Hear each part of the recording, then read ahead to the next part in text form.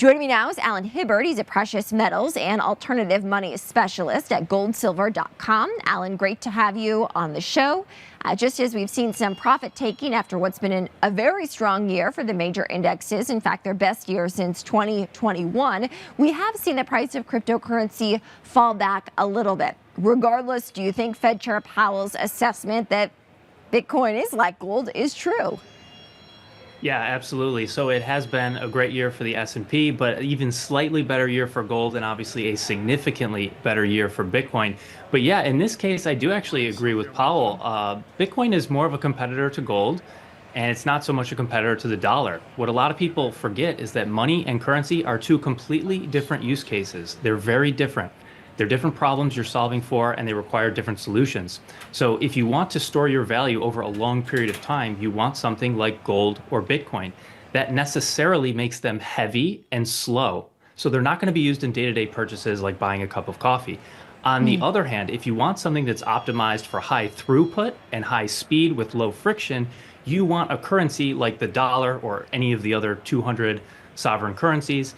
And that, of course, is not going to be a good store of value over the long run. So these are two different use cases. I think Bitcoin and gold both fall into the camp of a long-term store of value. And obviously, they have differences like physical and digital and so forth, which we could go into.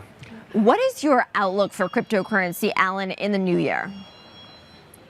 Well, mostly I focus on Bitcoin. I used to focus on other cryptos as well until I realized that almost all of them are currencies, like I mentioned, like the dollar, and the exception is Bitcoin. So Bitcoin is more akin to gold. It's a long-term store of value, whereas every other cryptocurrency is more like a sovereign fiat currency, or it's like airline miles or reward points, like you might have Kohl's Cash, right? They all fall into the same category of being a currency that's controlled by a central entity that maybe has a use case, but maybe doesn't. And so I'm not too interested in focusing on all those different currencies and their individual idiosyncrasies. I focus more on Bitcoin, and it is going to be a huge year for Bitcoin. 2025 is going to be explosive.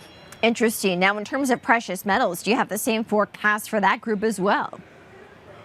Yes, I do. I focus on Bitcoin, gold, and silver primarily because they are three forms of money. And silver did about the same as the S&P, gold slightly better, and Bitcoin the best of all three. And I expect 2025 to look very similar. So I think it'll be a very strong year for gold and silver, and even bigger year for Bitcoin. How does the incoming Trump administration and a red sweep in Washington impact your outlook?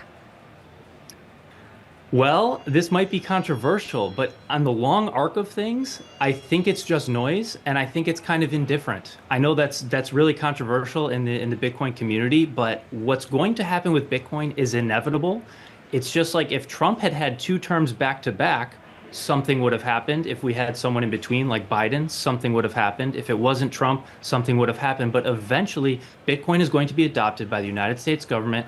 It's going to be adopted by every government around the world. It's just a matter of time. And if it happens in 4 years, 8 years, 12 years, 16, it doesn't really matter. The world is moving in one direction. It's the best money the world has ever seen, and capital is going to flow that direction, whether it happens quickly or slowly. It's only a matter of time before everyone realizes it. So the sooner you educate yourself on what money really is and why Bitcoin is so good, the sooner you can position yourself to take advantage of that. Alan, here's what I want to hear from you on as we talk so much about it from an investment or a trading perspective. How are people going to be using this in their real life?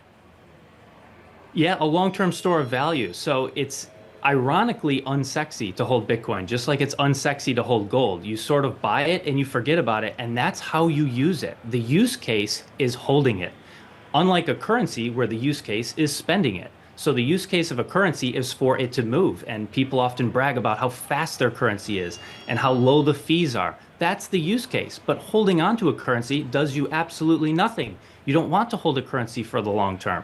However, gold and Bitcoin, the use case is literally holding it. And when you're done using it, you give it to someone else and they use it to hold it for the long term. So we're not going to use Bitcoin in our daily lives. We're going to hold it and forget about it, and that's using it. Alan Hibbard, thank you so much for joining. Alan is a precious metals and alternative money specialist at goldsilver.com.